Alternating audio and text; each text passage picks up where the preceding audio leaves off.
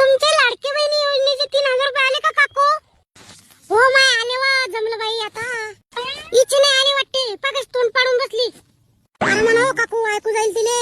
चला आपण मजा घेऊ जर शिकतीची. फक्त हसायच नाही हा. हो समजेल तिले मग डबल. आय शवंता, काऊन तोंड पाडून बसली? नाराज काऊन एवढी? नाराज नाही तर काय करू माय, बंड्या गावाचे पैसे आले बायाच्या मोबाईलच्यात मेसेज पाहतात आणि बंड्या बाया खुश झाल्या बाय. आणि आपलेच पैसे नाही आले व बाई, सगळ्या धंदी फॉर्म भरला होता मी. काय चुकलं काय माहित बापा.